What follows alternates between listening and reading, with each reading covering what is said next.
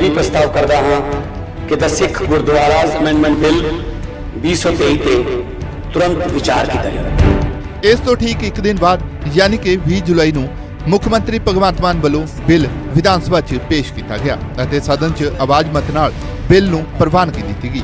ਹਾਲਾਂਕਿ ਬਿੱਲ ਤੇ ਚਰਚਾ ਦੌਰਾਨ ਮੁੱਖ ਮੰਤਰੀ ਨੂੰ ਵਿਰੋਧੀਆਂ ਦਾ ਸਾਥ ਨਹੀਂ ਮਿਲਿਆ, ਪਰ ਸੀਐਮ ਮਾਨ ਨੇ ਐਸਜੀਪੀਸੀ ਸਣੇ ਅਕਾਲੀ ਦਲ ਤੇ ਗੁਰਬਾਣੀ ਪ੍ਰਸਾਰਣ ਰਾਹੀਂ ਨਿੱਜੀ ਹਿੱਤ ਸਾਧਨ ਦੇ ਇਲਜ਼ਾਮ ਲਗਾਏ। ਬਣਾ ਲੈ ਚੈਨਲ ਨਹੀਂ ਵੰਡ ਦਿੰਦੇ ਹੋ, ਉਹ ਬੈਠੇ ਨੇ, ਉਹ ਕਹਿੰਦੇ ਨਾ ਇਹ ਸਾਡਾ ਹੀ ਹੈ, ਇਹ ਤੇ ਕਬਜ਼ਾ ਸਾਡਾ ਹੈ। ਮੈਂ ਹੁਣ ਦੱਸਦਾ, ਪੂਰੀ ਦੁਨੀਆ ਇਸ ਵਕਤ ਦੇਖ ਰਹੀ ਹੋਊਗੀ, ਮੈਂ ਦੱਸਦਾ ਇਹ ਪੈਸੇ ਕਿਵੇਂ ਕਮਾਉਂਦੇ ਆ। ਧਾਮੀ ਸਾਹਿਬ ਤਾਂ ਚਲੋ ਉਹਨਾਂ ਦੇ ਪ੍ਰਧਾਨ ਨੇ, ਲਾਏ ਹੋਏ ਨੇ, ਕੱਲ ਨੂੰ ਉਹਨਾਂ ਨੂੰ ਵੀ ਕਹਿਣਗੇ ਕਾਰਜਕਾਰੀ ਸੀ, ਚੱਲ ਵੀ ਤੂੰ। ਉਹ ਕਹਿੰਦੇ ਫ੍ਰੀ ਟੂ 에ਅਰ ਤਾਂ ਹੈਗੀ ਹੈ ਜੀ, ਅਸੀਂ ਕਦੋਂ ਕਿਸੇ ਨੂੰ ਕੁਝ ਕਹਿੰਦੇ। ਫ੍ਰੀ ਟੂ 에ਅਰ ਨਹੀਂ ਹੈਗੀ, ਮੀਡੀਆ ਵਾਲੇ ਬੈਠਿਆ। ਜੇ ਫ੍ਰੀ ਟੂ 에ਅਰ ਹੁੰਦੀ ਬਾਕੀ ਚੈਨਲਾਂ ਤੇ ਕਿਉਂ ਨਹੀਂ ਆਉਂਦੀ? ਕਿ ਉਹ ਬਾਕੀ ਚੈਨਲ ਗੁਰਬਾਣੀ ਨੂੰ ਪਸੰਦ ਨਹੀਂ ਕਰਦੇ, ਜਾਂ ਬਾਕੀ ਚੈਨਲਾਂ ਨੂੰ ਸੁਣਨ ਵਾਲੇ ਦਰਸ਼ਕ ਗੁਰਬਾਣੀ ਨੂੰ ਪਸੰਦ ਨਹੀਂ ਕਰਦੇ?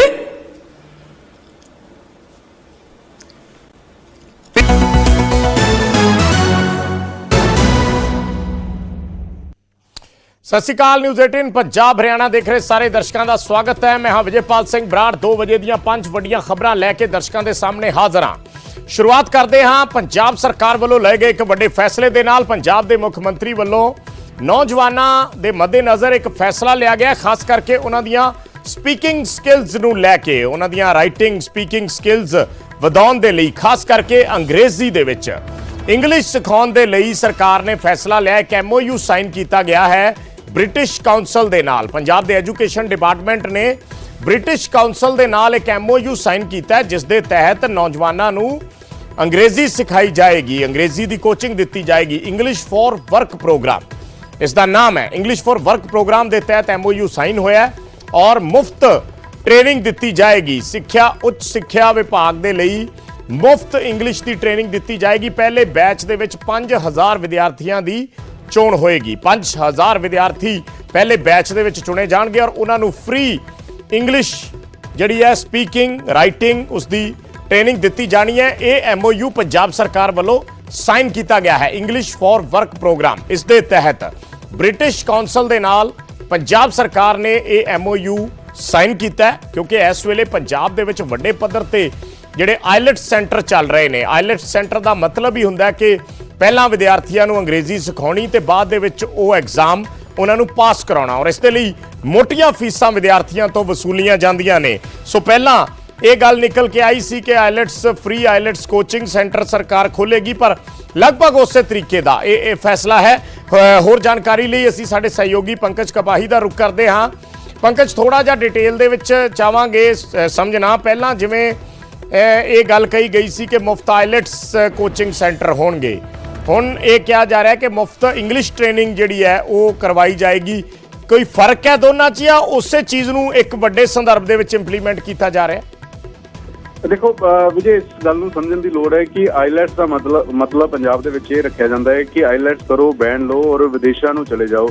लेकिन पंजाब सरकार ये चाहती है कि सिक्ख्या का पद्धर उच्चा होवे और खास तौर पर क्योंकि अंग्रेजी बच्चों नूं आना पंजाबी दे नाल बेहद जरूरी है और इस वजह करके इंग्लिश फॉर वर्क प्रोग्राम के तहत जिहड़ा एक MOU ब्रिटिश कौंसल दे नाल पंजाब सरकार दे वल्लों साइन किया गया, जिस दे विच 5000 विद्यार्थियों नूं चंगी सिक्ख्या दे नाल अंग्रेजी जिहड़ी है वो पढ़ाई जाएगी, वो सिखाई जाएगी। और इसका मकसद ये है कि पंजाब दे विच रह के पंजाब च चंगी नौकरी प्राइवेट सैक्टर दे नाल सरकारी सैक्टर दे विच भी स्टूडेंट जिहड़े ने वो कर सकन। और जिहड़े स्टूडेंट्स आईलैट्स इस करके करते हैं कि वो विदेश जा सकणगे, विदेश चले जाएंगे, उत्थे पढ़ सकणगे, तो उन्हां विद्यार्थियों नूं एक मैसेज और उन्हां नूं उस पासे ले जाण दी कोशिश सरकार दे वल्लों की जा रही है कि ब्रिटिश कौंसल जिहड़े है वो खुद पंजाब दे विच पंजाब सरकार दे नाल MOU साइन कर रहे हैं, बच्चों नूं अंग्रेजी सिक्ख्या जिहड़ी वो दित्ती जाएगी। क्योंकि कई बार असीं देखते हैं कि सरकारी ਸਕੂਲਾਂ ਦੇ ਵਿੱਚ ਜਿਹੜੇ ਅਧਿਆਪਕ ਪੜ੍ਹਾਉਂਦੇ ਵੀ ਨੇ ਉਹਨਾਂ ਦੀ ਅੰਗਰੇਜ਼ੀ ਦਾ ਮਿਆਰ ਜਿਹੜਾ ਵਾ ਉਸ ਤਰੀਕੇ ਦਾ ਨਹੀਂ ਹੁੰਦਾ, ਉਹ ਉਸ ਜੀ। ਲੈਵਲ ਦੀ ਅੰਗਰੇਜ਼ੀ ਜਿਹੜੀ ਹੈ ਉਹ ਨਹੀਂ ਪੜ੍ਹਾ ਪਾਉਂਦੇ, ਔਰ ਇਸ ਵਜ੍ਹਾ ਕਰਕੇ ਪ੍ਰਾਈਵੇਟ ਸਕੂਲਾਂ ਦੇ ਮੁਕਾਬਲੇ ਸਰਕਾਰੀ ਸਕੂਲਾਂ ਦੇ ਵਿੱਚ ਜਿਹੜੇ ਵਿਦਿਆਰਥੀ ਨੇ ਉਹ ਅੰਗਰੇਜ਼ੀ ਦੇ ਵਿੱਚ ਕਾਫੀ ਪਿੱਛੇ ਰਹਿ ਜਾਂਦੇ ਨੇ। ਅੱਛਾ ਪੰਕਜ, ਇਸ ਦਾ ਜਿਹੜਾ ਪੂਰਾ ਇਸ ਦੀ ਰੂਪਰੇਖਾ ਜਿਹੜੀ ਹੋਏਗੀ ਉਹ ਕਾਲਜ ਪੱਧਰ ਤੇ ਹੋਏਗੀ ਜਾਂ ਸਕੂਲ ਪੱਧਰ ਤੇ ਹੈ ਇਹ? ਦੇਖੋ ਇਹ ਕਿਉਂਕਿ ਜਿਹੜਾ ਵੈ ਸਰਕਾਰ ਦੀ ਕੋਸ਼ਿਸ਼ ਹੈ ਕਿ 8ਵੀਂ ਤੋਂ ਬਾਅਦ 9ਵੀਂ 10ਵੀਂ ਦੇ ਵਿੱਚ ਇਸ ਨੂੰ ਜਿਹੜਾ ਵੈ ਉਸ ਦੇ ਨਾਲ ਜੋੜਿਆ ਜਾਵੇ, ਔਰ ਇਸ ਦੇ ਨਾਲ ਕਿਉਂਕਿ ਕਾਲਜ ਦੇ ਵਿੱਚ ਜਾ ਕੇ ਵਿਦਿਆਰਥੀ ਦੀ ਇੱਕ ਅਲੱਗ ਦਿਸ਼ਾ ਹੋ ਜਾਂਦੀ, ਕੋਈ ਮੈਡੀਕਲ ਲਾਈਨ ਚੁਣ ਲੈਂਦਾ ਹੈ, ਕੋਈ ਹੈਲਥ ਲਾਈਨ ਚੁਣ ਲੈਂਦਾ ਹੈ ਜਾਂ ਕੋਈ ਇੰਜੀਨੀਅਰ ਵਾਲੇ ਪਾਸੇ ਚਲੇ ਜਾਂਦਾ ਹੈ। ਲੇਕਿਨ ਜਦੋਂ ਜ਼ਮੀਨੀ ਪੱਧਰ ਤੇ ਸਕੂਲ ਤੋਂ ਹੀ ਅਸੀਂ ਜਿਹੜੀ ਹੈ ਉਸ ਨੂੰ ਬੱਚਿਆਂ ਨੂੰ ਜਿਹੜਾ ਨਿਖਾਰਿਆ ਜਾਵੇ, ਉਹਨਾਂ ਦੀ ਪੜ੍ਹਾਈ ਜਿਹੜੀ ਬਿਹਤਰ ਕੀਤੀ ਜਾਵੇ, ਇਸ ਵਜ੍ਹਾ ਕਰਕੇ ਵੀ ਇਹ ਸਰਕਾਰ ਦੇ ਵੱਲੋਂ ਫੈਸਲਾ ਲਿੱਤਾ ਗਿਆ। ਤਾਂ ਪੰਜਾਬ ਸਰਕਾਰ ਨੇ ਇੱਕ ਵੱਡਾ ਫੈਸਲਾ ਲਿਆ ਹੈ, ਜਿਸ ਤਰੀਕੇ ਨਾਲ ਸਾਡੇ ਸਹਿਯੋਗੀ ਪੰਕਜ ਕਪਾਹੀ ਦੱਸ ਰਹੇ ਸੀ। ਇੰਗਲਿਸ਼ ਫॉर ਵਰਕ ਪ੍ਰੋਗਰਾਮ ਦੇ ਤਹਿਤ MOU ਸਾਈਨ ਕੀਤਾ ਗਿਆ ਹੈ ਬ੍ਰਿਟਿਸ਼ ਕਾਉਂਸਲ ਦੇ ਨਾਲ।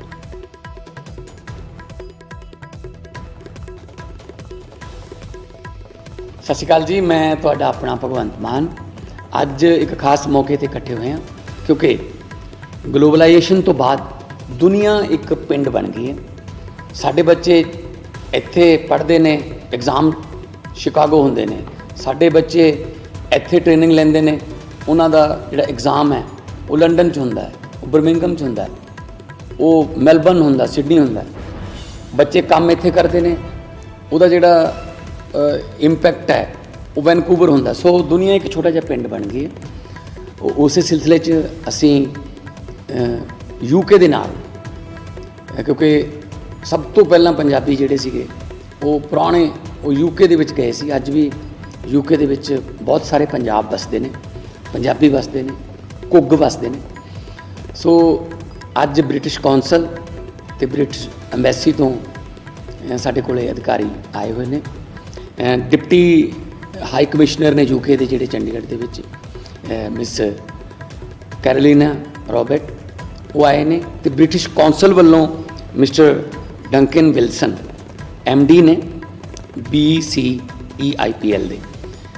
ਅਸੀਂ ਇਹਨਾਂ ਨਾਲ ਹਾਇਰ ਐਜੂਕੇਸ਼ਨ ਦੇ ਸਾਡੇ ਮਿਨਿਸਟਰ ਹਰਜੋਤ ਬੈਂਸ ਜੀ ਬੈਠੇ ਨੇ, ਸਾਡੇ ਅਫਸਰ ਬੈਠੇ ਨੇ ਐਜੂਕੇਸ਼ਨ ਨਾਲ ਰਿਲੇਟਡ। ਇਹਨਾਂ ਨਾਲ ਇੱਕ MOU ਸਾਈਨ ਕੀਤਾ ਕਿ ਸਾਡੇ ਬੱਚਿਆਂ ਨੂੰ ਇੰਗਲਿਸ਼ ਫॉर ਵਰਕ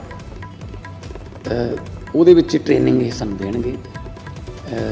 ਪੰਜਾਬੀ ਤਾਂ ਅਸੀਂ ਕਰਨੀ ਲਾਜ਼ਮੀ ਕੀਤੀ ਹੋਈ ਹੈ। ਪੰਜਾਬੀ ਇੱਕ ਲਾਜ਼ਮੀ ਵਿਸ਼ਾ ਪੰਜਾਬ ਦੇ ਵਿੱਚ ਔਰ ਕੰਪਲਸਰੀ ਸਬਜੈਕਟ ਹੋਣ ਦੇ ਨਾਤੇ ਪੰਜਾਬੀ ਸਭ ਨੂੰ ਪੜ੍ਹਨੀ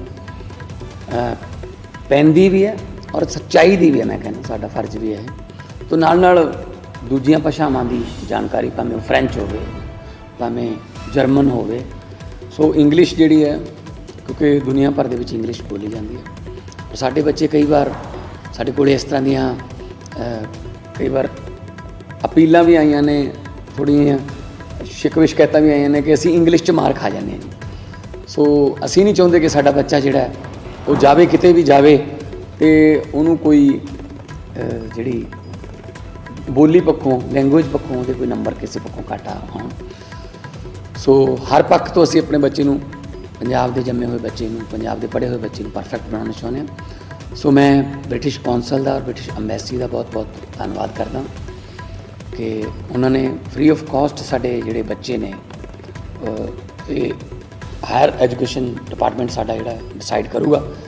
ਪਹਿਲੇ ਬੈਚ ਦੇ ਵਿੱਚ 5000 ਬੱਚੇ ਅਸੀਂ ਸਿਲੈਕਟ ਕਰ ਰਹੇ ਹਾਂ ਔਰ ਉਹ ਇੱਥੇ ਹੀ ਰਹਿਣਗੇ, ਇੱਥੇ ਹੀ ਉਹਨਾਂ ਨੂੰ ਨੌਕਰੀਆਂ ਮਿਲਣਗੀਆਂ, ਇੱਥੇ ਹੀ ਉਹਨਾਂ ਨੂੰ ਕੰਮ ਮਿਲੂਗਾ, ਤਾਂ ਕਿ ਕਿਉਂਕਿ ਇਹਦਾ ਨਾਮ ਹੀ ਇੰਗਲਿਸ਼ ਫॉर ਵਰਕ ਹੈ।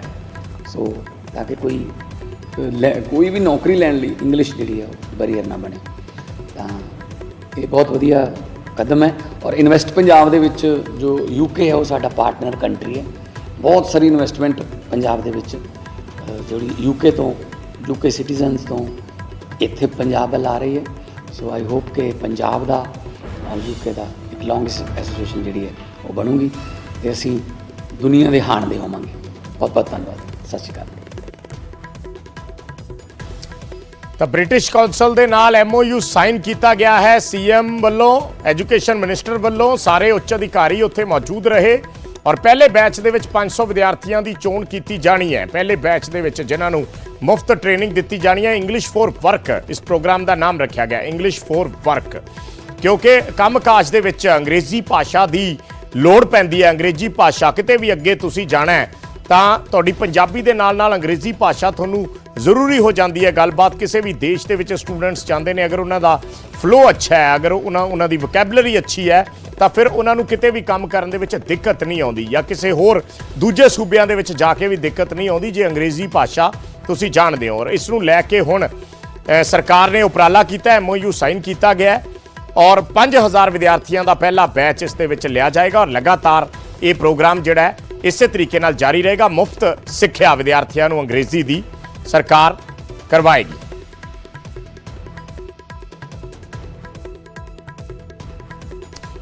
ਤੇ ਅਗਲੀ ਖਬਰ ਦਾ ਰੁਖ ਕਰਦੇ ਹਾਂ। SGPC ਦੇ ਮੁਲਾਜ਼ਮਾਂ ਵੱਲੋਂ ਇੱਕ ਨਵੀਂ ਯੂਨੀਅਨ ਬਣਾ ਲਈ ਗਈ ਹੈ, ਇੱਕ ਨਵੀਂ ਐਸੋਸੀਏਸ਼ਨ ਬਣਾ ਲਈ ਗਈ ਹੈ। SGPC EMPLOYEES ਯੂਨੀਅਨ ਇਸ ਦਾ ਨਾਮ ਰੱਖਿਆ ਗਿਆ ਹੈ ਔਰ ਇਸ ਯੂਨੀਅਨ ਦੇ ਵਿੱਚ SGPC ਦੇ ਹਜ਼ਾਰਾਂ ਮੁਲਾਜ਼ਮ ਸ਼ਾਮਲ ਹੋਏ ਨੇ। ਪਹਿਲਾਂ ਸ਼੍ਰੋਮਣੀ ਗੁਰਦੁਆਰਾ ਪ੍ਰਬੰਧਕ ਕਮੇਟੀ ਦੇ ਮੁਲਾਜ਼ਮਾਂ ਦੀ ਕੋਈ ਯੂਨੀਅਨ ਨਹੀਂ ਸੀ, ਕੋਈ ਐਸੋਸੀਏਸ਼ਨ ਨਹੀਂ ਸੀ। ਇਹ ਹੁਣ ਐਸੋਸੀਏਸ਼ਨ ਵੀ ਬਣ ਗਈ ਹੈ। ਯੂਨੀਅਨ ਨੇ ਜਿਹੜਾ ਹੈ ਉਹ ਆਪਣੇ ਆਪ ਨੂੰ ਰਜਿਸਟਰਡ ਕਰਵਾਇਆ ਹੈ, ਲੇਬਰ ਵਿਭਾਗ ਦੇ ਕੋਲੋਂ ਰਜਿਸਟਰਡ ਕਰਵਾਈ ਗਈ ਹੈ, ਕਿਉਂਕਿ 51 ਮੁਲਾਜ਼ਮ ਜਿਹੜੇ ਸੀ ਉਹ ਪਿਛਲੇ ਦਿਨੀ ਲੰਗਰ ਘੁਟਾਲੇ ਦੇ ਵਿੱਚ ਸਸਪੈਂਡ ਕੀਤੇ ਗਏ ਸੀ। ਜਿਹੜੇ ਸਸਪੈਂਡ ਕੀਤੇ ਗਏ ਸੀ ਉਹ ਮੁਲਾਜ਼ਮ ਵੀ ਇਸ ਯੂਨੀਅਨ ਦੇ ਵਿੱਚ ਸ਼ਾਮਲ ਹੋ ਗਏ ਨੇ ਔਰ ਗੁਰਵਿੰਦਰ ਸਿੰਘ ਭੋਮਾ ਨੂੰ SGPC ਮੁਲਾਜ਼ਮ ਯੂਨੀਅਨ ਦਾ ਪ੍ਰਧਾਨ ਬਣਾਇਆ ਗਿਆ ਹੈ। ਗੁਰਵਿੰਦਰ ਸਿੰਘ ਭੋਮਾ SGPC ਮੁਲਾਜ਼ਮ ਯੂਨੀਅਨ ਦੇ ਪ੍ਰਧਾਨ ਹੋਣਗੇ। ਇਹ ਫੈਸਲਾ ਲਿਆ ਗਿਆ ਹੈ। ਮੇਰੇ ਸਹਿਯੋਗੀ ਰਾਜੀਵ ਸ਼ਰਮਾ ਜੁੜੇ ਨੇ ਹੋਰ ਜਾਣਕਾਰੀ ਲਈ। ਰਾਜੀਵ, ਜੇ ਮੈਂ ਗਲਤ ਨਹੀਂ ਹੈ ਤਾਂ ਇਹ ਪਹਿਲੀ ਵਾਰ ਹੈ, ਫਸਟ ਟਾਈਮ ਹੈ ਕਿ SGPC ਦੀ ਕੋਈ ਮੁਲਾਜ਼ਮ ਜਥੇਬੰਦੀ ਬਣੀ ਹੈ ਜਾਂ ਪਹਿਲਾਂ ਵੀ ਸੀਗੀਆਂ ਕੋਈ?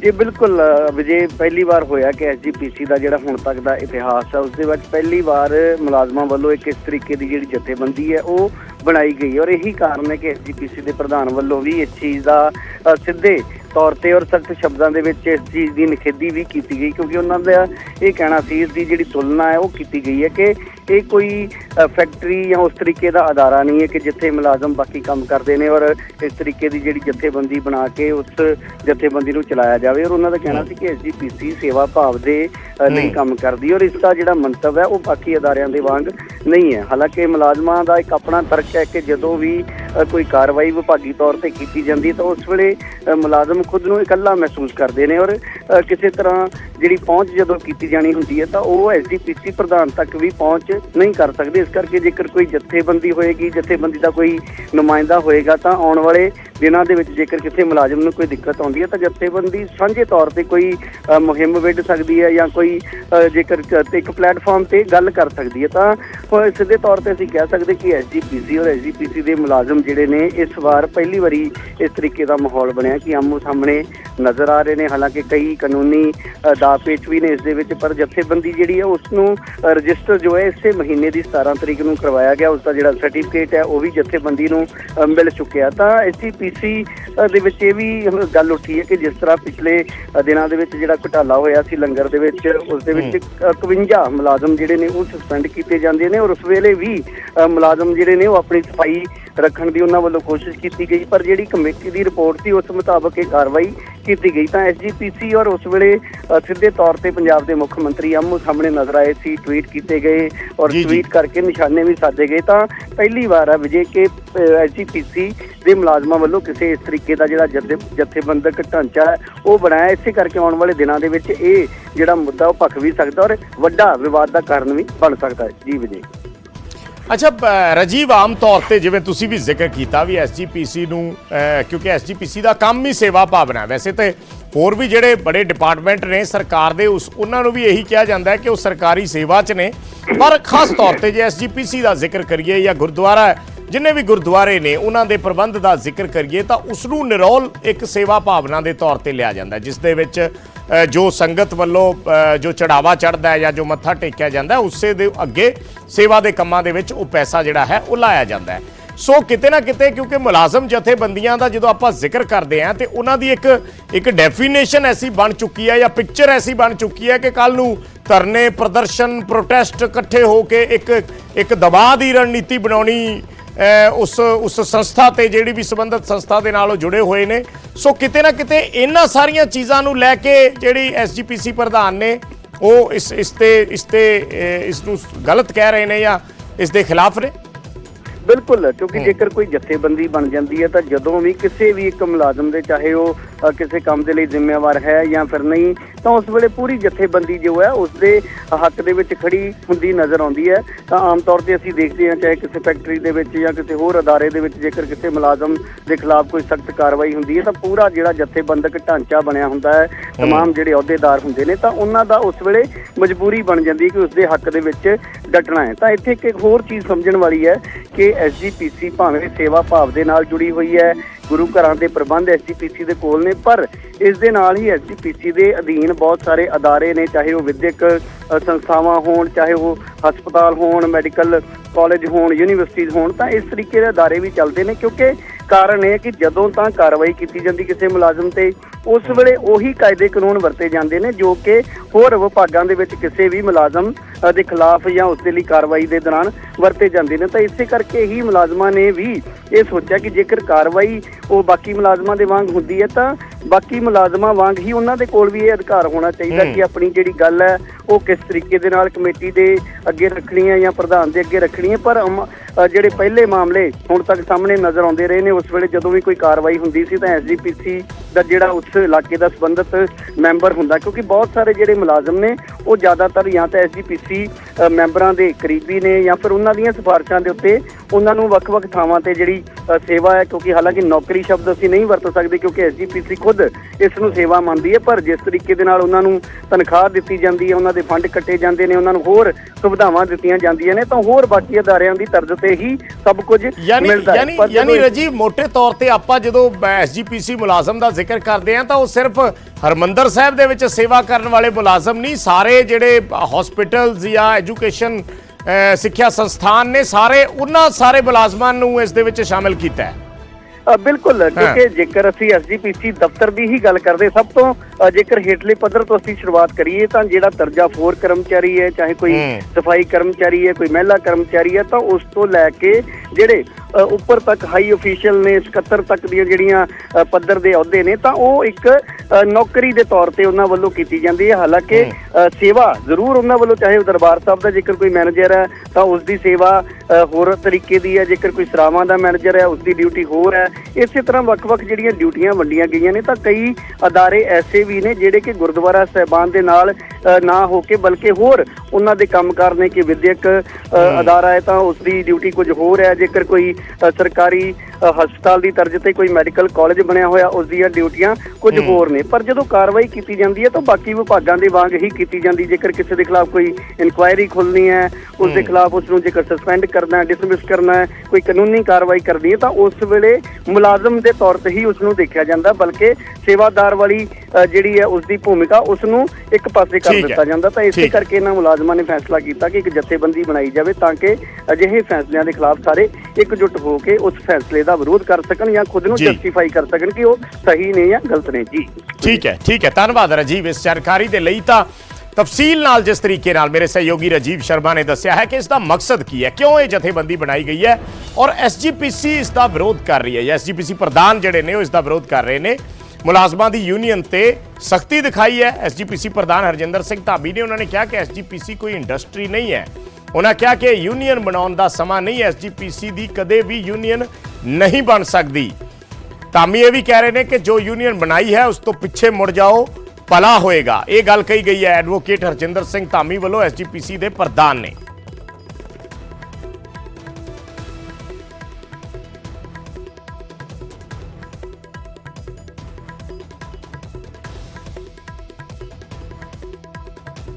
ਇਹ ਵੀ ਤਰਸ ਕਰਿਓ ਕਿ ਜਿਹੜੇ ਤੇਰੇ ਤੁਹਾਡੇ ਸੇਵਾਦਾਰ ਸ਼੍ਰੋਮਣੀ ਗੁਰਦੁਆਰਾ ਪ੍ਰਬੰਧਕ ਕਮੇਟੀ 'ਚ ਕੰਮ ਕਰਦੇ ਆ, ਚਾਹੇ ਗੁਰਦੁਆਰਾ ਸਾਹਿਬਾਨਾਂ 'ਚ ਕਾਰਜ ਕਰਦੇ ਆ, ਚਾਹੇ ਧਰਮ ਪ੍ਰਚਾਰ 'ਚ ਕਾਰਜ ਕਰਦੇ ਆ, ਚਾਹੇ ਉਹ ਦੂਸਰਿਆਂ ਕਾਰਜਾਂ ਵਿੱਚ ਕਾਰਜ ਕਰਦੇ, ਇਹਨਾਂ ਨੂੰ ਵੀ ਸਮੱਤ ਬਖਸ਼ਿਸ਼ ਕਰਿਓ।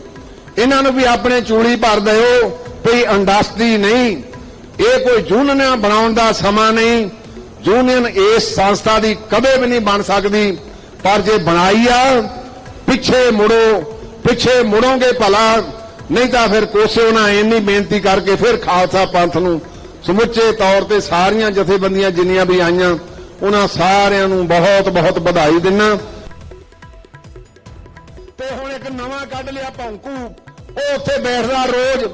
ਜੇ 51 ਜਿਹੜੇ ਇੱਥੋਂ ਕਤਾਹੀ ਕੀਤੀ ਜਿਨ੍ਹਾਂ ਵੀ ਸੇਵਾਦਾਰਾਂ ਨੇ ਜੇ ਸਸਪੈਂਡ ਕੀਤੇ, ਉੱਥੇ ਬੋਲ ਰਿਹਾ ਤੇ ਸ਼੍ਰੋਮਣੀ ਕਮੇਟੀ ਦਾ ਅੱਧਾ ਸਟਾਫ ਖਾਲੀ ਕਰੋ। ਅੱਧਾ ਸਟਾਫ ਜਿਹੜਾ ਆ ਉਹ ਇਹ ਕੁਛ ਨਾ ਕੁਛ ਗਲਤ ਕੰਮ ਕਰਦੇ ਆ। ਤੇ ਜੇ ਅੱਜ 51 ਨੂੰ ਸਸਪੈਂਡ ਕੀਤਾ ਗਿਆ ਤੇ ਹੁਣ ਕਹਿੰਦਾ ਧਾਮੀ ਦਾ ਹਿਟਲਰ ਬਣ ਗਿਆ। ਮੈਂ ਪੁੱਛਣਾ ਚਾਹੁੰਦਾ ਕਿੰਨਾ ਚਿਰ ਆਪਾਂ ਇਹ ਦੇਖਦੇ, ਤੁਸੀਂ ਮੇਰਾ ਕੰਡਕਟ ਵੀ ਦੇਖਦੇ ਆ। ਮੈਂ ਆ ਸਾਰੀ ਸ਼੍ਰੋਮਣੀ ਕਮੇਟੀ ਦੇ ਜਿੰਨੇ ਵੀ ਆ ਮੁਲਾਜ਼ਮ, ਮੈਂ ਮੁੱਖ ਸਕੱਤਰ ਹੋਣ ਵੇਲੇ ਤੁਹਾਡੇ ਨਾਲ ਭਰਾਵਾਂ ਵਾਲੀ ਸਾਂਝ ਰੱਖੀ ਤੇ ਅੱਜ ਵੀ ਭਰਾਵਾਂ ਵਾਲੀ ਸਾਂਝ ਰੱਖ ਕੇ ਬੈਠਾ। ਕਈ ਵਾਰੀ ਹੋ ਜਾਂਦਾ ਅੱਗਾ ਪਿੱਛਾ, ਪਰ ਜੇ ਸਰਕਾਰ ਦੀਆਂ ਚਾਲਾਂ 'ਚ ਫਸ ਗਏ ਫਿਰ ਮੈਨੂੰ ਕਸੂਰਵਾਰ ਨਾ ਠਹਿਰਾਇਓ। ਮੈਨੂੰ ਕਸੂਰਵਾਰ ਤਾਂ ਠਹਿਰਾਇਓ ਜੇ ਮੈਂ ਕੋਈ ਕੁਤਾਹੀ ਕਰੂੰਗਾ। ਤੇ ਗੱਲ ਗੁਰਬਾਣੀ ਪ੍ਰਸਾਰਣ ਦੀ, ਉਧਰ ਗੁਰਬਾਣੀ ਪ੍ਰਸਾਰਣ ਤੇ ਵੀ ਤਕਰਾਰ ਬਰਕਰਾਰ ਹੈ। ਆਮ ਆਦਮੀ ਪਾਰਟੀ ਨੇ ਮੁੜ ਐਸਜੀਪੀਸੀ ਤੇ ਸਵਾਲ ਚੱਕੇ ਨੇ। ਉਹਨਾਂ ਕਿਹਾ ਕਿ ਜੇ ਪੀਟੀਸੀ ਨੂੰ ਸੇਵਾ ਦੀ ਗੁਜ਼ਾਰਿਸ਼ ਕੀਤੀ ਗਈ ਸੀ ਹੋਰ ਗੁਰਬਾਣੀ ਅੱਗੇ ਚੱਲਦਾ ਰੱਖਣ ਦੇ ਲਈ ਗੁਰਬਾਣੀ ਦਾ ਪ੍ਰਸਾਰਣ, ਤਾਂ ਫਿਰ ਪੀਟੀਸੀ YouTube ਤੇ ਕਿਸ ਅਧਿਕਾਰ ਦੇ ਤਹਿਤ ਇਸ ਦਾ ਪ੍ਰਸਾਰਣ ਕਰ ਰਿਹਾ ਹੈ। ਇਹ ਆਮ ਆਦਮੀ ਪਾਰਟੀ ਨੇ ਸਵਾਲ ਚੱਕੇ ਨੇ ਕਿ ਫਿਰ ਬਾਕੀ ਚੈਨਲ YouTube ਆਪਣੇ YouTube ਚੈਨਲਸ ਤੇ ਇਸ ਦਾ ਪ੍ਰਸਾਰਣ ਕਿਉਂ ਨਹੀਂ ਕਰ ਸਕਦੇ। ਪੀਟੀਸੀ ਦੇ YouTube ਚੈਨਲ ਤੇ ਐਡਵਰਟਾਈਜ਼ਮੈਂਟ ਦਿਖਾਏ ਜਾਣ ਦੇ ਵੀ ਇਲਜ਼ਾਮ ਲਾਏ ਗਏ ਨੇ ਆਮ ਆਦਮੀ ਪਾਰਟੀ ਵੱਲੋਂ। ਉਹਨਾਂ ਨੇ ਕਿਹਾ ਹੈ ਕਿ ਉਸ ਮੌਕੇ ਤੇ ਐਡਵਰਟਾਈਜ਼ਮੈਂਟ ਦਿਖਾਉਣਾ ਕੀ ਮਰਿਆਦਾ ਦੀ ਉਲੰਘਣਾ ਨਹੀਂ ਹੈ। ਇਹ ਗੱਲ ਆਮ ਆਦਮੀ ਪਾਰਟੀ ਵੱਲੋਂ ਕਹੀ ਗਈ ਹੈ। ਟਵੀਟ ਕੀਤਾ ਗਿਆ ਹੈ ਬਲਵਿੰਦਰ ਸਿੰਘ ਕੰਗ ਵੱਲੋਂ, ਆਮ ਆਦਮੀ ਪਾਰਟੀ ਦੇ ਮੁੱਖ ਬੁਲਾਰੇ ਨੇ। ਉਹਨਾਂ ਨੇ ਲਿਖਿਆ ਹੈ ਕਿ ਸ਼੍ਰੀ ਦਰਬਾਰ ਸਾਹਿਬ ਤੋਂ ਗੁਰਬਾਣੀ ਪ੍ਰਸਾਰਣ ਕਰਨ ਲਈ ਐਸਜੀਪੀਸੀ ਅੰਮ੍ਰਿਤਸਰ ਵੱਲੋਂ ਆਪਣਾ ਇੱਕ YouTube ਚੈਨਲ ਚਲਾਉਣਾ ਇੱਕ ਸ਼ਲਾਘਾਯੋਗ ਕਦਮ ਹੈ, ਪਰੰਤੂ ਇਹ ਗੱਲ ਸਮਝ ਤੋਂ ਪਰੇ ਹੈ ਕਿ ਪੀਟੀਸੀ ਪੰਜਾਬੀ YouTube ਉੱਤੇ ਵੀ ਪਾਵਨ ਗੁਰਬਾਣੀ ਦਾ ਲਾਈਵ ਟੈਲੀਕਾਸਟ ਕਿਸ ਅਧਿਕਾਰ ਦੇ ਤਹਿਤ ਕਰ ਰਿਹਾ ਹੈ। ਸਵਾਲ ਇਹ ਹੈ ਕਿ ਜੇ ਪੀਟੀਸੀ ਪੰਜਾਬੀ YouTube ਤੇ ਲਾਈਵ ਟੈਲੀਕਾਸਟ ਕਰ ਸਕਦਾ ਤਾਂ ਬਾਕੀ ਚੈਨਲ ਕਿਉਂ ਨਹੀਂ ਕਰ ਸਕਦੇ। ਪੀਟੀਸੀ ਪੰਜਾਬੀ ਦੇ YouTube ਪਲੇਟਫਾਰਮ ਉੱਤੇ ਜੋ ਐਡਸ ਦਿਖਾਈਆਂ ਜਾ ਰਹੀਆਂ ਨੇ ਕੀ ਇਹ ਮਰਿਆਦਾ ਦਾ ਉਲੰਘਣ ਨਹੀਂ ਹਨ। ਇਹ ਟਵੀਟ ਕੀਤਾ ਗਿਆ ਹੈ ਬਲਵਿੰਦਰ ਸਿੰਘ ਕੰਗ ਵੱਲੋਂ।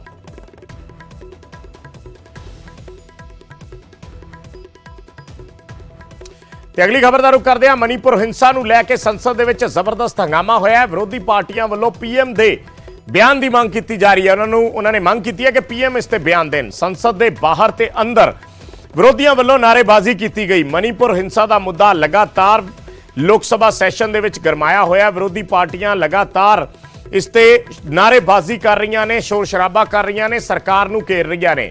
ਆਮ ਆਦਮੀ ਪਾਰਟੀ ਦੇ ਐਮਪੀ ਸੰਜੇ ਸਿੰਘ ਨੂੰ ਅੱਜ ਪੂਰੇ ਸੈਸ਼ਨ ਦੇ ਲਈ ਮੁਅੱਤਲ ਕਰ ਦਿੱਤਾ ਗਿਆ। ਮਨੀਪੁਰ ਹਿੰਸਾ ਦੇ ਮਾਮਲੇ ਤੇ ਹੀ ਸੰਜੇ ਸਿੰਘ ਬੋਲ ਰਹੇ ਸੀ, ਪ੍ਰੋਟੈਸਟ ਕਰ ਰਹੇ ਸੀ ਔਰ ਸੰਜੇ ਸਿੰਘ ਨੂੰ ਪੂਰੇ ਸੈਸ਼ਨ ਦੇ ਲਈ ਮੁਅੱਤਲ कर ਦਿੱਤਾ गया।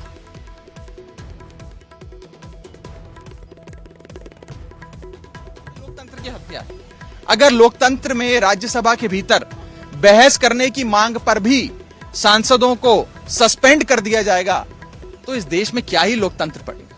हमने चेयरमैन साहब से ये रिक्वेस्ट करी, आज तमाम राजनीतिक दलों ने पर्सनली जाकर जब हाउस एडजर्न हुआ चेयरमैन साहब से रिक्वेस्ट करी कि प्लीज उनके सस्पेंशन को रिवोक किया जाए, और अगर नहीं रिवोक करते हैं तो फिर वो दिन दूर नहीं कि आप सारे ही विपक्ष के साथियों को सस्पेंड कर देंगे, फिर तो हम सभी को सस्पेंड कर दीजिए।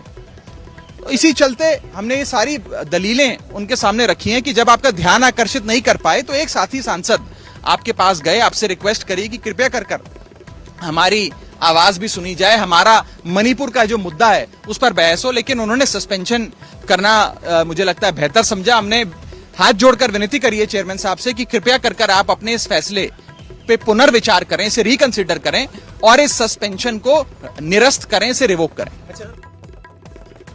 ਤੇ ਮਨੀਪੁਰ ਹਿੰਸਾ ਨੂੰ ਲੈ ਕੇ ਦੇਸ਼ ਦੇ ਵਿੱਚ ਸਿਆਸੀ ਸੰਗਰਾਮ ਚੱਲ ਰਿਹਾ। ਆਪ ਵੱਲੋਂ ਮਨੀਪੁਰ ਦੇ ਵਿੱਚ ਰਾਸ਼ਟਰਪਤੀ ਸ਼ਾਸਨ ਲਾਉਣ ਦੀ ਮੰਗ ਕੀਤੀ ਗਈ ਹੈ। ਰਾਘਵ ਚੱਡਾ ਨੇ ਕੇਂਦਰ ਸਰਕਾਰ ਨੂੰ ਮੰਗ ਕੀਤੀ ਹੈ ਕਿ ਮਨੀਪੁਰ ਦੇ ਵਿੱਚ ਰਾਸ਼ਟਰਪਤੀ ਸ਼ਾਸਨ ਲਾਇਆ ਜਾਵੇ। ਉਹਨਾਂ ਕਿਹਾ ਕਿ ਮਨੀਪੁਰ ਹਿੰਸਾ ਤੇ ਪ੍ਰਧਾਨ ਮੰਤਰੀ ਮੋਦੀ ਜਵਾਬ ਦੇਣ, ਪੀਐਮ ਦੱਸਣ ਕਿ ਮਨੀਪੁਰ ਕਿਉਂ ਸੜ ਰਿਹਾ ਹੈ। ਸੂਬਿਆਂ ਨੂੰ ਸੁਰੱਖਿਅਤ ਰੱਖਣਾ ਕੇਂਦਰ ਦੀ ਜ਼ਿੰਮੇਵਾਰੀ ਹੈ। ਰਾਜ ਦੇ ਅੰਦਰ ਦੋ ਭਾਈਚਾਰਿਆਂ ਦਾ ਟਕਰਾਅ ਹੋਣ ਤੇ ਵੀ ਕੇਂਦਰ ਜ਼ਿੰਮੇਵਾਰ ਹੈ। ਚਾਹੇ ਕੋਈ ਵੀ ਰਾਜ ਹੋਵੇ ਜਿਸ ਦੇ ਵਿੱਚ ਦੋ ਭਾਈਚਾਰਿਆਂ ਦਾ ਟਕਰਾਅ ਹੁੰਦਾ ਤਾਂ ਕੇਂਦਰ ਦੀ ਜ਼ਿੰਮੇਵਾਰੀ ਬਣਦੀ ਹੈ। ਇਹ ਗੱਲ ਰਾਘਵ ਚੱਡਾ ਵੱਲੋਂ ਕਹੀ ਗਈ ਹੈ।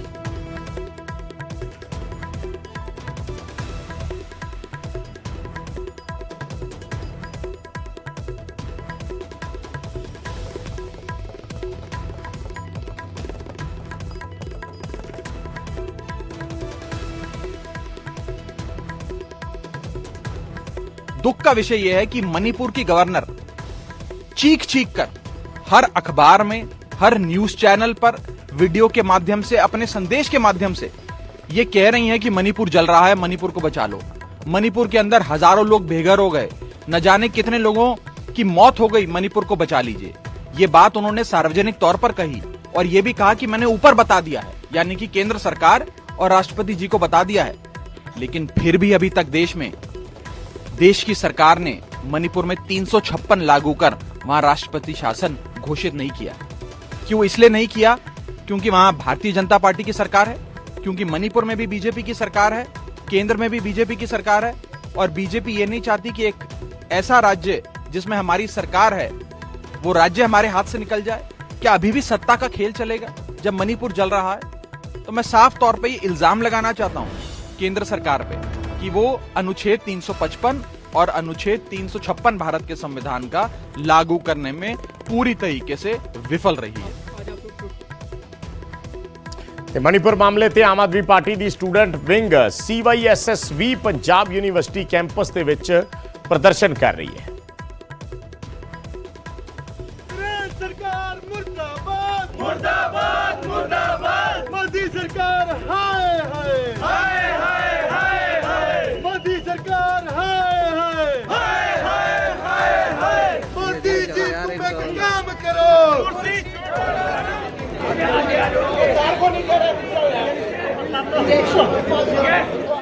तुम एक काम करो मोदी सरकार हाय हाय मोदी सरकार मुर्दाबाद मुर्दाबाद मुर्दाबाद नरेंद्र सरकार मुर्दाबाद मुर्दाबाद मुर्दाबाद नरेंद्र सरकार हाय हाय हाय हाय हाय हाय मोदी तुम एक काम करो, कुर्सी छोड़ो आराम करो। नरेंद्र तुम एक काम करो, कुर्सी छोड़ो आराम करो। मोदी सरकार मुर्दाबाद मुर्दाबाद मुर्दाबाद मोदी सरकार मुर्दाबाद। ਪੰਜਾਬ ਯੂਨੀਵਰਸਿਟੀ ਤੱਕ ਵੇਖਣ ਨੂੰ ਮਿਲ ਰਿਹਾ ਹੈ। ਪੰਜਾਬ ਯੂਨੀਵਰਸਿਟੀ ਦੀ ਸਟੂਡੈਂਟ ਵਿੰਗ ਜੋ ਕਿ ਸਟੂਡੈਂਟ ਕਾਉਂਸਲ ਜੋ ਚਲਾ ਰਹੀ ਹੈ, ਜਿਨ੍ਹਾਂ ਦੇ ਪ੍ਰਧਾਨ ਨੇ CYSS, ਉਹਨਾਂ ਵੱਲੋਂ ਪ੍ਰੋਟੈਸਟ ਕੀਤਾ ਜਾ ਰਿਹਾ ਹੈ ਖਾਸ ਕਰਕੇ ਮਣੀਪੁਰ ਦੇ ਇਸ਼ੂ ਤੇ। ਔਰ ਇਹ ਕਿਉਂਕਿ ਨਾਅਰੇਬਾਜ਼ੀ ਬੀਜੇਪੀ ਅਤੇ ਮਣੀਪੁਰ ਦੇ ਅੰਦਰ ਜੋ ਹੋ ਰਿਹਾ ਉਸ ਖਿਲਾਫ ਕੀਤੀ ਜਾ ਰਹੀ ਹੈ। ਨਵਲ ਨੇ ਇਸ ਵਕਤ ਮੇਰੇ ਨਾਲ CYSS ਦੇ ਲੀਡਰ ਨੇ। ਨਵਲ ਜੀ, ਕਿਉਂ ਪ੍ਰੋਟੈਸਟ CYSS ਕਰ ਰਹੀ ਹੈ, ਕਾਰਨ ਕੀ ਹੈ ਔਰ ਕਿਉਂ ਨਾਅਰੇਬਾਜ਼ੀ ਕੀਤੀ ਜਾ ਰਹੀ ਹੈ, ਮੰਗ ਕੀ ਹੈ? ਸਾਡੀ ਸਭ ਤੋਂ ਪਹਿਲੀ ਡਿਮਾਂਡ ਜਿਹੜੀ ਹੈ ਕਿ ਇਸ ਦੇਸ਼ ਦੇ ਵਿੱਚ ਇੱਕ ਕਾਨੂੰਨ ਬਣਾਇਆ ਜਾ ਰਿਹਾ ਸੀਗਾ ਕਿ ਦੇਸ਼ ਦੇ ਵਿੱਚ ਅਗਰ ਸਰਕਾਰ BJP ਆਂਦੀ ਹੈ, ਉਹ ਕਹਿ ਰਹੀ ਸੀਗੀ ਕਿ ਅਸੀਂ ਮਣੀਪੁਰ ਦੇ ਸ਼ਾਂਤੀ ਲੈ ਕੇ ਆਵਾਂਗੇ। ਇਸ ਵਾਅਦੇ ਦੇ ਨਾਲ ਉਹ ਆਈ ਸੀ ਔਰ ਆਪਦੇ ਵਾਅਦੇ ਤੋਂ ਮੁੱਕਰਦੀ ਪਈ ਹੈ। ਜਿਸ ਦਿਨ ਦਾ ਅਮਿਤ ਸ਼ਾਹ ਉੱਥੇ ਦੌਰਾ ਕਰਕੇ ਆਇਆ, ਉਸ ਦਿਨ ਤੋਂ ਬਾਅਦ ਹਾਲਾਤ ਹੋਰ ਵੀ ਜ਼ਿਆਦਾ ਭਟਕੇ ਨੇ। ਉਸ ਤੋਂ ਬਾਅਦ ਉਹ ਹਿੰਸਾ ਹੋਰ ਜ਼ਿਆਦਾ ਵੱਧ ਗਈ ਹੈ। BJP ਸਰਕਾਰ ਉੱਥੇ ਸ਼ਾਸਨ ਚਲਾਉਣ ਦੇ ਵਿੱਚ ਨਾਕਾਮਯਾਬ ਹੈ। ਉਹਨਾਂ ਨੂੰ ਉੱਥੋਂ ਅਸਤੀਫਾ ਦੇ ਦੇਣਾ ਚਾਹੀਦਾ। ਜਲਦੀ ਤੋਂ ਜਲਦੀ ਰਾਸ਼ਟਰਪਤੀ ਰਾਜ ਲਾਗੂ ਕੀਤਾ ਜਾਣਾ ਚਾਹੀਦਾ ਹੈ ਤਾਂ ਕਿ ਉੱਥੇ ਦੀ ਸਥਿਤੀ ਸਹੀ ਤਰੀਕੇ ਨਾਲ ਲਾਅ ਐਂਡ ਆਰਡਰ ਮੇਨਟੇਨ ਕੀਤਾ ਜਾਵੇ।